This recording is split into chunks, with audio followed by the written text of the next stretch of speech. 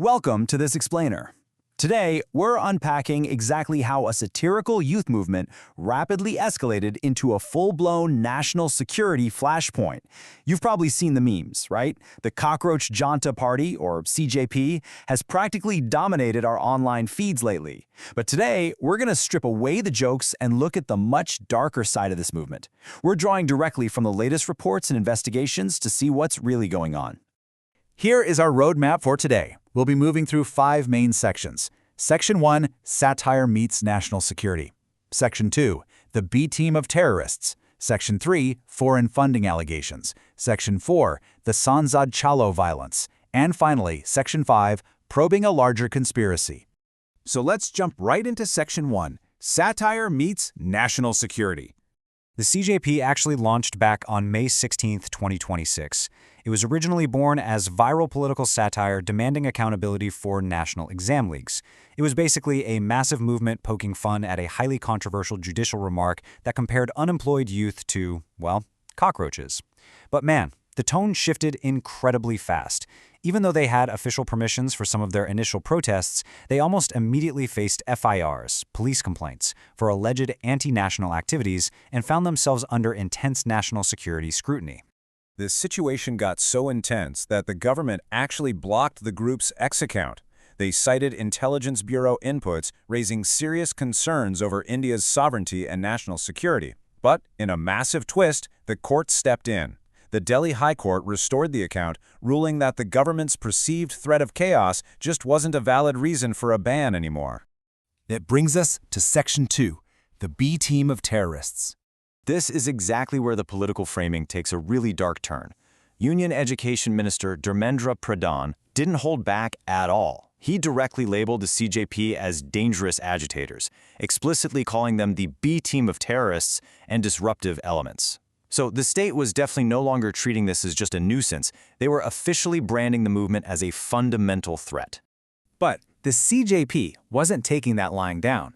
Founder Abhijit Deepke immediately fired back. He completely rejected the terrorist label, heavily emphasizing their status as law-abiding citizens who are simply demanding justice for the NEET exam leaks. He publicly asked the minister, and I quote, "We are taxpayers, our parents are taxpayers, and you call us terrorists. Are you not ashamed?"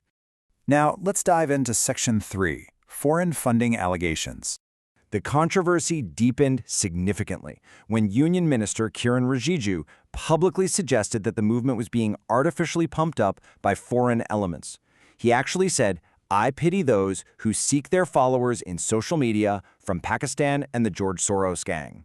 By dropping those specific names, the government was clearly signaling their belief that the CJP was operating as a proxy for external forces trying to destabilize the country. And just like that, a massive data war erupted at the heart of the controversy. Union Minister Sukanta Majumdar claimed a staggering 49% of the CJP's social media followers were actually based in Pakistan. In response, Deepke and the CJP came out swinging.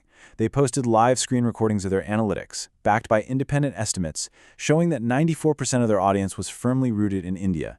It literally became a fierce battle over who controlled the narrative of reality. Which leads us straight into Section 4, the Sansad Chalo Violence. The digital clashes quickly spilled over into physical reality, causing a rapid chain reaction. It started on June 28th when activist Sonam Wangchuk began a hunger strike. On July 18th, police forcibly moved him to a hospital due to health and safety concerns. That exact same day, Deepke launched his own indefinite hunger strike. And then, the tension completely boiled over just 2 days later on July 20th, during the Sansad Chalo, or the March to Parliament. To really wrap our heads around the scale of what happened next, you have to realize that an estimated 50,000 protesters showed up for this march. That is a massive influx of people, and it completely overwhelmed the local security forces stationed along the route. As this massive crowd pushed forward, the situation devolved into extreme violence. Over 118 police personnel, and that includes senior officers and women officers, were injured. We're talking heavy tear gas deployment and severe stone pelting from the crowd. The physical toll was huge on both sides, actually. At least 70 protesters were detained, and around 60 were injured on their side as well. The streets of the capital were in absolute chaos. Over 20 police and government vehicles were heavily vandalized during the clashes. This takes us to our final section, Section 5, Probing a Larger Conspiracy.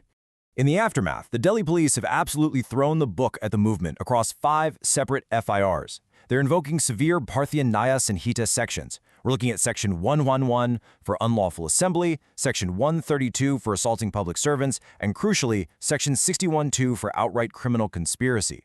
They've also tacked on the Prevention of Damage to Public Property Act. These are incredibly heavy legal tools usually meant to dismantle organized criminal behavior. To figure out if this violence was spontaneous or part of a calculated conspiracy, investigators are systematically executing a 4-step plan.